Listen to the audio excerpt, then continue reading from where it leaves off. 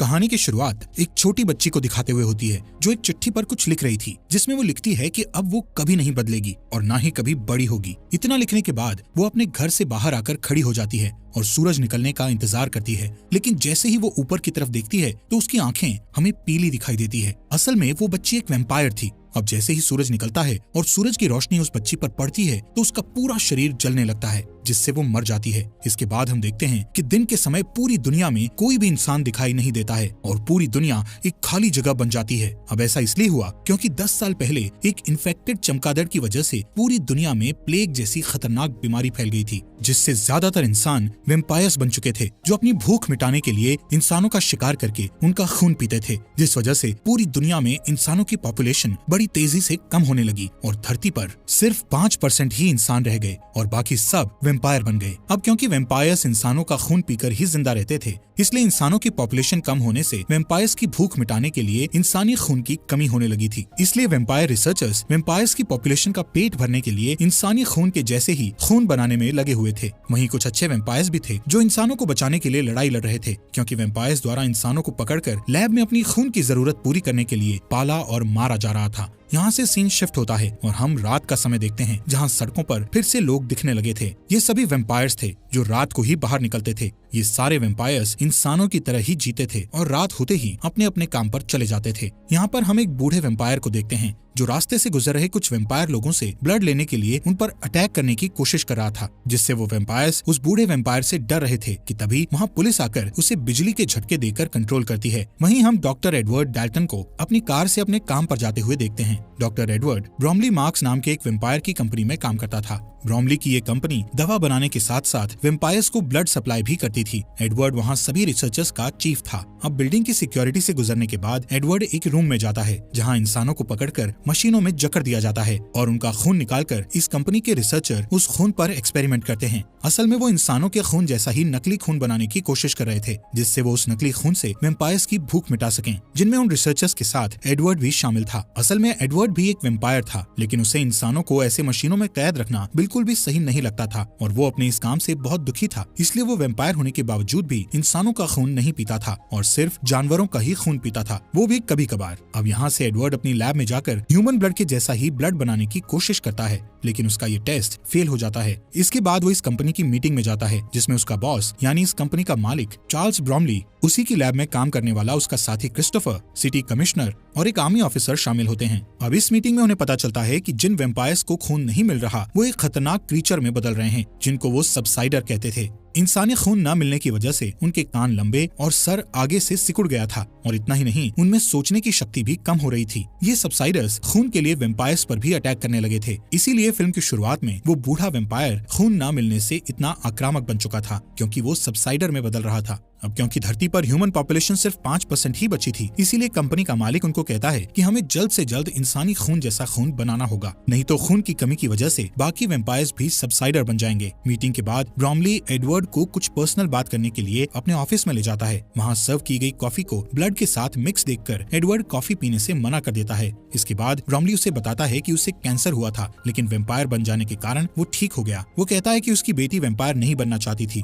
इसलिए वो घर से भाग गई थी। ब्रोमली एडवर्ड को कहता है कि मैं जानता हूँ तुम इंसानों को बचाना चाहते हो, इसलिए तुम्हें जल्द ही ह्यूमन ब्लड जैसा ब्लड बनाना होगा। इसके बाद एडवर्ड अपनी लैब में चला जाता है और अपने साथी क्रिस्टोफर के साथ ये सारी बातें डिस्कस करता है। क्रिस्टोफर उसे हिचकिचाते हुए बताता है कि एक बंदर पर टेस्ट कर रहा हूँ और इस टेस्ट को आगे बढ़ाने के लिए मुझे कुछ और टेस्ट करने होंगे, जिससे शायद हम ब्लड बना सकें। कुछ समय बाद रिसर्चर एक कैदी पर टेस्ट शुरू करते हैं। वहीं ब्रोमली और कुछ ऑफिसर्स विंडो से इस टेस्ट को होता देख रहे थे। एडवर्ड उस इंसान के बॉडी में ब्लड का सब्स्टिट्यूट डालता है, जिससे पहले वो इंसान थोड़ा अच्छा महसूस करता है, लेकिन बाद में जब पूरा सब्स्टिट्यूट बॉडी में चला जाता है तो वो उल्टी करने लगता है और उसकी बॉडी चेंज होने लगती है और शरीर में छाले पड़ने लगते हैं। रिसर्चर उसे तुरंत पकड़ लेते हैं और एपिमोन नाम की दवा इंजेक्शन के जरिए उसकी बॉडी में डालते हैं, जिससे उसका हिलना बंद हो जाता है और बॉडी पहले जैसी हो जाती है। लेकिन इसके तुरंत बाद उसकी पूरी बॉडी एक्सप्लोड हो जाती है। उस रात एडवर्ड लैब से घर चला जाता है और रास्ते में अपनी कार में न्यूज देख रहा होता है, जिसमें ब्लड की रैशनिंग से होने वाले दंगों के बारे में बताया जाता है, यानी वैम्पायर लोग ब्लड कम दिए जाने की वजह से दंगा करने लगे थे।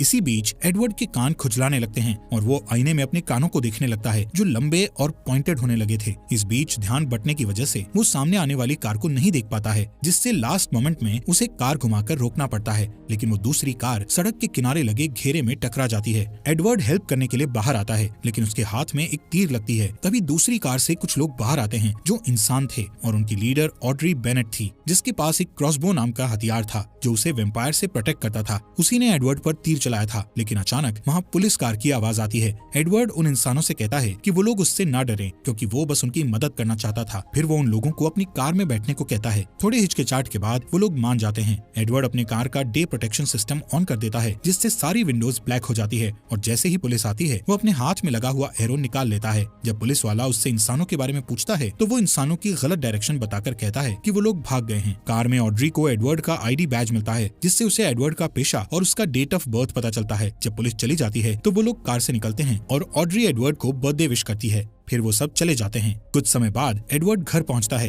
और तभी सारे वेम्पायर्स के लिए एक अनाउंसमेंट होती है जो सनराइज के लिए वार्निंग देती है। एडवर्ड घर पहुंचकर डिनर करता है और फिर अपने प्लांट्स की देखभाल करने लगता है। अचानक उसके घर में उसका भाई फ्रैंकी डेल्टन आता है, जो आर्मी में होने की वजह से महीनों से उससे नहीं मिला था। फ्रैंकी एडवर्ड से बर्थडे पार्टी देने के लिए कहता है। इस पर एडवर्ड कहता है कि वो अब 35 साल का हो गया है। फिर फ्रैंकी कहता है कि उन्हें बर्थडे सेलिब्रेट करना चाहिए और उसके लिए वो 100% प्योर इंसान के ब्लड की महंगी बोतल लेकर आया था। वो 2 ग्लास में ब्लड डालता है और अपने भाई को पिग का ब्लड पीने की बात पर चिढ़ाता है, लेकिन एडवर्ड ब्लड पीने से मना कर देता है और इस बात पर फ्रैंकी को गुस्सा आ जाता है और दोनों में बहस शुरू हो जाती है। फ्रैंकी कहता है कि एडवर्ड इंसान के ब्लड को हाथ नहीं लगाता है, लेकिन अभी भी उसी कंपनी के लिए काम करता है जो अपने फायदे के लिए इंसानों को पालते और मारते हैं। इस पर एडवर्ड कहता है कि ब्लड का सब्स्टिट्यूट तलाशने के लिए उसे ये बुरा काम करना जरूरी है, लेकिन वो फ्रैंकी से भी नाराजगी जाहिर करता है क्योंकि वो आर्मी के लिए इंसानों का शिकार करता है। फिर अचानक एडवर्ड ब्लड की बोतल को उठाकर सारा ब्लड ड्रेन में डालने लगता है कि तभी फ्रैंकी बोतल उसके हाथ से लेकर दीवार में मार देता है। इसके बाद फ्रैंकी जाने की कोशिश करता है, लेकिन एक सबसाइडर उसके रास्ते में आ जाता है और वो नहीं जा पाता। वो क्रीचर किचन में जाता है और दीवार के ऊपर जो ब्लड था उसे चाटने लगता है और उसके बाद टेबल के ऊपर रखे ग्लास को भी चाटता है।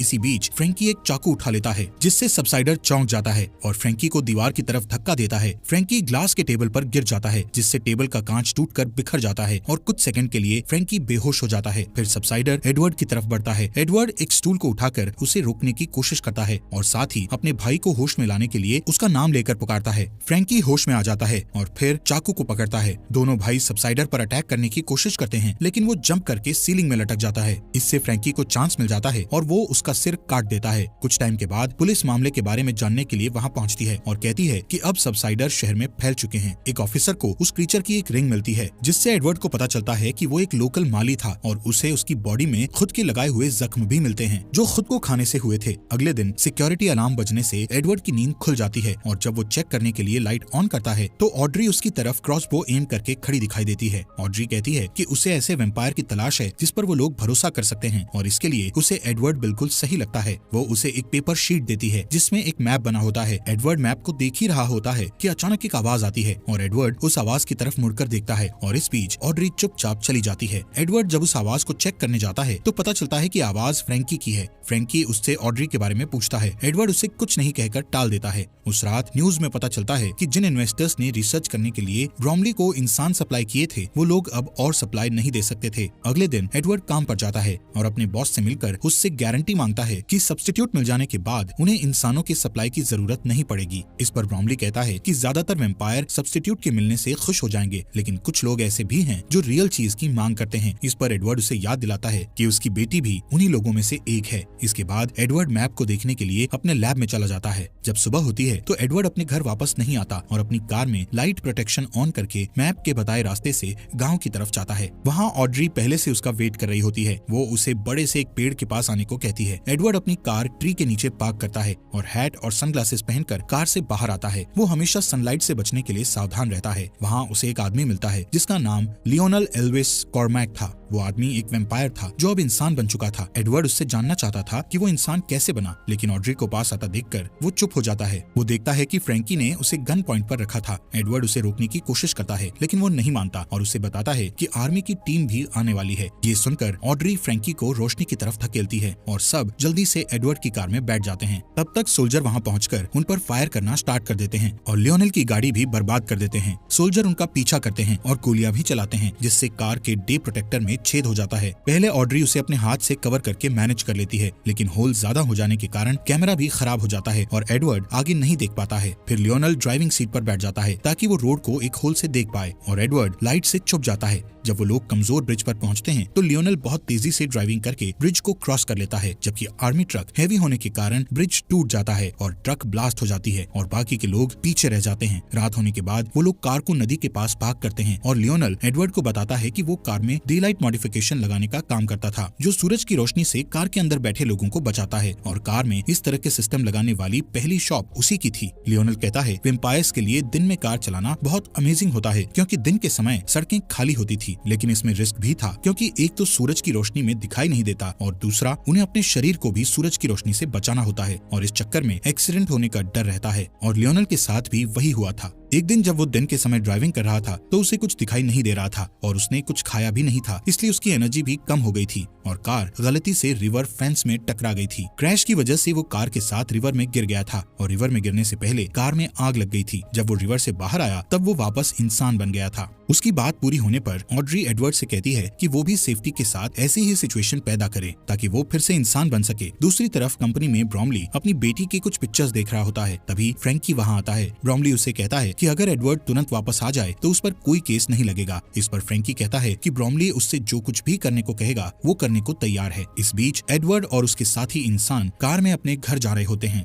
एडवर्ड बार बार ऑड्री की नेक को देखता है। ऑड्री ये नोटिस करती है और उसकी पॉइंटेड ईयर्स को देखती है तो समझ जाती है कि उसे खून की प्यास लगी है। फिर वो अपना हाथ काटकर उससे निकलने वाले ब्लड को एक कप में इकट्ठा करती है और उसे पीने को देती है। एडवर्ड पहले तो मना करता है, लेकिन जब ऑड्री उससे कहती है कि वो अपने आसपास के इंसानों को सेफ देखना चाहती है तो वो ब्लड पी लेता है। कुछ घंटों के बाद वो लोग एक पुराने अंगूर के बागीचे में पहुंचते हैं, जिसे विनयार्ड कहा जाता है। वहाँ एडवर्ड की मुलाकात कुछ और लोगों से होती है, जिनका लीडर जार्विस नाम का आदमी होता है, जो बचे हुए इंसानों को ढूंढने में उनकी हेल्प करता है। घर के अंदर जाने के बाद वो वेम्पायर पॉलिटिशियन वेस टर्नर से मिलता है, जो ह्यूमन राइट्स के लिए लड़ता है और इंसानों की जान बचाने में हेल्प करता है। उधर कंपनी में ब्रॉमली देखता है कि उसकी मशीन इंसानों से खाली हो चुकी है और अब वहाँ कोई इंसान नहीं बचा था। रिसर्चर एक ह्यूमन बॉडी को निकाल के लाते हैं, जिसमें से पूरा ब्लड निकाला जा चुका था और अब वो किसी काम का नहीं रहा था। यहाँ सीन शिफ्ट होता है और मेट्रो स्टेशन पर एक कॉफी शॉप को दिखाया जाता है, जहाँ एक आदमी शिकायत करता है कि उसकी कॉफी में ब्लड नहीं है। इस पर वहाँ काम करने वाली औरत कहती है कि उसे कॉफी में सिर्फ 5% ब्लड मिलाने का ऑर्डर है, लेकिन वो आदमी नहीं मानता और एक ब्लड बैग चुरा लेता है और जब वो उसे पीने के लिए खोलने की कोशिश करता है तो ब्लड चारों तरफ बिखर जाता है, जिससे आसपास जमा सभी लोग ब्लड पीने के लिए पागल हो जाते हैं और हंगामा करने लगते हैं। ये देखकर पुलिस वाले वहाँ आते हैं और उन्हें बिजली के झटके देते हैं। अगले दिन विनयार्ड में एडवर्ड एक टेस्ट करने के लिए लियोनेल से कुछ ब्लड लेता है और उससे उस दिन के बारे में बात करता है जब वो इंसान बना था। एडवर्ड को लगता है कि सूरज की रोशनी से होने वाली जलन को कंट्रोल करने के लिए ब्लड के सब्स्टिट्यूट का टेस्ट बॉडी के अंदर ही किया जा सकता है। कुछ घंटे काम करने के बाद जब वो ब्रेक लेने के लिए लैब से बाहर जाता है तो ज्यादातर इंसान उससे दूर हो जाते हैं, क्योंकि वो एक वेम्पायर था। फिर ऑड्री वहाँ आती है और उससे कहती है कि सबको उससे डर लगता है, लेकिन उसे विश्वास है कि वो उनकी हेल्प कर सकता है। एडवर्ड कहता है कि वो वेम्पायर नहीं बनना चाहता था, लेकिन फ्रैंकी ने उसे धोखे से वेम्पायर बना दिया था। फिर एडवर्ड नोटिस करता है कि वहाँ बड़े बड़े टैंक्स थे जिनमें अंगूर को खमीर करके शराब बनाई जाती थी। ऑड्री कहती है कि वो सारे टैंक्स एयर टाइट हैं। फिर वो दोनों उसे देखने के लिए उसके नीचे जाते हैं। टैंक में एयर निकालने वाली मशीन लगी थी, जो टैंक के अंदर की हवा को तेजी से बाहर निकाल रही थी।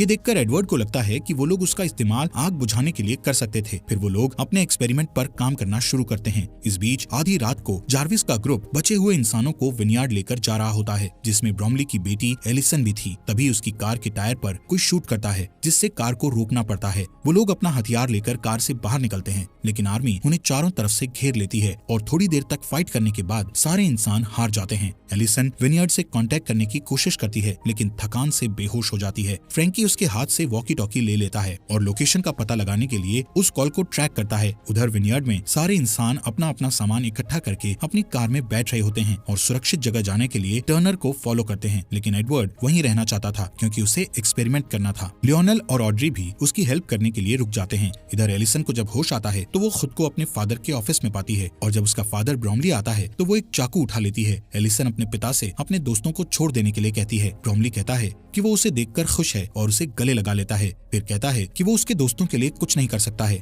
इस पर एलिसन उसे धकेल देती है और डोर की तरफ भागती है, लेकिन एक सोल्जर उसे हिट करता है और वो बेहोश हो जाती है। ब्रोमली को रियलाइज होता है कि उसकी बेटी ने उसे चाकू मार दिया है। अगले दिन विनयार्ड में एक्सपेरिमेंट स्टार्ट होने वाला होता है। ऑड्री मॉनिटर्स को देखने का जिम्मा लेती है और लियोनल टैंक के नीचे एडवर्ड के साथ रहता है। एडवर्ड के चेस्ट में एक हार्ट मॉनिटर अटैच किया जाता है और उसे एक वेट ब्लैंकेट से कवर किया जाता है। प्रोसेस बहुत सिंपल होता है। वो लोग टैंक को ओपन करते हैं जिससे सनलाइट अंदर आती है और एडवर्ड जलने लगता है और उसके बाद वो लोग एयर एक्सट्रैक्टर यानी हवा निकालने वाली मशीन को यूज करके आग को बुझा देते हैं। पहले 2 बार में उनकी कोशिश फेल हो जाती है, लेकिन तीसरी बार में वो लोग एडवर्ड को लंबे समय तक जलने देते हैं और इस बार उनका टेस्ट कामयाब हो जाता है और एडवर्ड इंसान बन जाता है। वो लोग बहुत खुश होते हैं, लेकिन तभी आर्मी आ जाती है और वो लोग बचने के लिए शराब के बैरल में छुप जाते हैं। दूसरी तरफ कंपनी में फ्रैंकी ब्रोमली के पास जाता है जिसका इलाज चल रहा था। ब्रोमली फ्रैंकी से अपनी बेटी के लिए कुछ करने को कहता है और फ्रैंकी एलिसन को देखने के लिए चला जाता है। एलिसन अभी भी वेम्पायर नहीं बनना चाहती थी, लेकिन फ्रैंकी उसे अपने दांतों से काट लेता है ताकि वो वेम्पायर बन जाए। इधर विनयार्ड में तीनों इंसान अपने छुपने की जगह से निकलते हैं। एडवर्ड बाहर जाता है और पहली बार सनलाइट जब उसकी स्किन को टच करती है तो उसे बहुत अच्छा लगता है। लियोनल अपनी पुरानी कार निकालता है।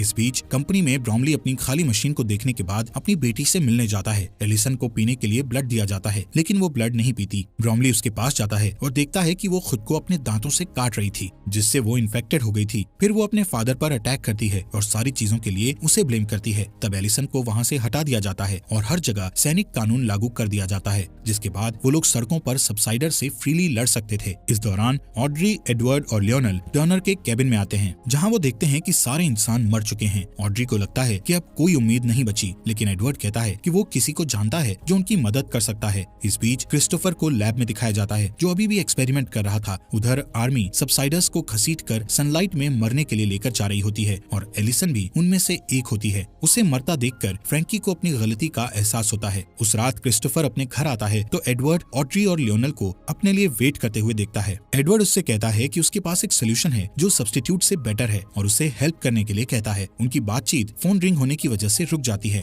क्रिस्टोफर कॉल रिसीव करने के लिए चला जाता है। जब उसे आने में लेट हो जाता है तो सबको शक होता है और ऑड्री चेक करने उसके पीछे जाती है। एडवर्ड और लियोनल उसके कोट को चेक करते हैं। यहाँ पता चलता है कि क्रिस्टोफर ने अपना फोन शुरुआत से कंपनी के साथ कॉल पर रखा हुआ था और कंपनी के सभी लोग जान गए थे कि एडवर्ड और उसके साथी कहाँ हैं। अचानक वहाँ आर्मी आ जाती है और फाइट में ऑड्री बेहोश हो जाती है और उसे पकड़ लिया जाता है। लियोनल और एडवर्ड रोड पर बनी हुई टनल के जरिए वहाँ से बच निकलते हैं और एक पुरानी सुनसान बिल्डिंग में छुपने का फैसला करते हैं, लेकिन वहाँ एक सबसाइडर उन पर अटैक कर देता है। तभी फ्रैंकी वहाँ आ जाता है और उस क्रीचर को शूट कर देता है। वो नोटिस करता है कि उसका भाई इंसान बन गया है। ये देखकर फ्रैंकी कहता है कि उसने एडवर्ड को इसलिए वैम्पायर बनाया था क्योंकि वो उसे मरता हुआ नहीं देखना चाहता था। वो अपनी गलती के लिए माफी मांगता है और अब उनकी हेल्प करना चाहता है, लेकिन जब लियोनल पास आता है तो फ्रैंकी को खून पीने की तलब होती है और वो उसे काटने के लिए उस पर जंप कर देता है। एडवर्ड उसे पकड़ लेता है और उसे धक्का देकर लियोनल से दूर कर देता है और उसे शूट करने ही वाला होता है, लेकिन कुछ नोटिस करके रुक जाता है। कुछ समय बाद एडवर्ड कंपनी की बिल्डिंग में एंटर करता है और अपने सारे अलार्म ऑफ कर देता है। सिक्योरिटी उसे पकड़ के ब्रोमली के ऑफिस ले जाती है। वहाँ वो देखता है कि ब्रोमली ऑड्री का हाथ काटकर उसका ब्लड पी रहा था। एडवर्ड कहता है कि वो सारी बातों के लिए दुखी है और फिर से वैम्पायर बनना चाहता है। उसकी बात सुनकर ऑड्री को लगता है कि एडवर्ड उसे धोखा दे रहा है और वो अपसेट हो जाती है, पर ब्रोमली कहता है कि अब उसे सब्स्टिट्यूट मिल गया है और इसलिए उसे एडवर्ड की जरूरत नहीं है और वो उसे बुज़दिल कहता है। इस पर एडवर्ड ब्रोमली से कहता है कि वो भी एक बुज़दिल है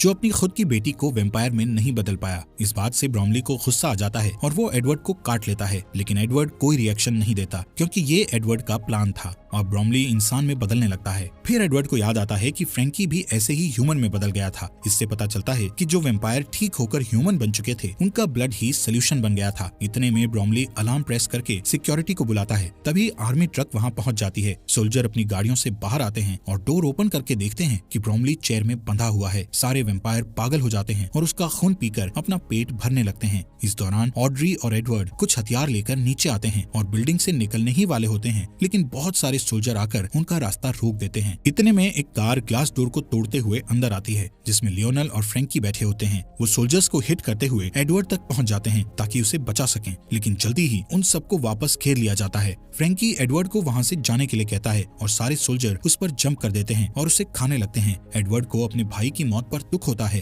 तभी सिक्योरिटी वाले ऑड्री को अपने साथ ले जाते हैं और एडवर्ड उसे बचाने सिक्योरिटी रूम तक उन्हें फॉलो करता है, जहां बहुत स्ट्रगल के बाद वो वेम्पायर 2 गार्ड्स को मार देता है और तीसरे गार्ड को मारने में ऑड्री की मदद करता है। इसके बाद वो सिक्योरिटी कैमरा में देखता है कि फ्रैंकी को खाने वाले सोल्जर इंसान बन गए हैं और जो सोल्जर बचे हुए थे वो ह्यूमन सोल्जर पर अटैक करने लगे हैं। इसके बाद एडवर्ड और ऑड्री लॉबी में वापस आ जाते हैं। सिर्फ कुछ ह्यूमन सोल्जर ही बच पाते हैं। इसके बाद क्रिस्टोफर आता है और कुछ सोल्जर्स को शूट कर देता है। फिर वो एडवर्ड और ऑड्री को भी शूट करने वाला होता है, लेकिन अचानक एक एरो उसके चेस्ट पर लगती है और वो मर जाता है। ये एरो लियोनल ने उन्हें बचाने के लिए चलाया था। फिर ऑड्री उसे हक करती है। एडवर्ड अपने भाई की बॉडी और सूरज की रोशनी को अंदर आते हुए देखता है। फिर वो तीनों लियोनल की कार में बैठ जाते हैं और एडवर्ड कहता है कि अब उनके पास क्योर है और वो अब सबको पहले जैसा कर सकते हैं। इसी के साथ ये मूवी खत्म हो जाती है।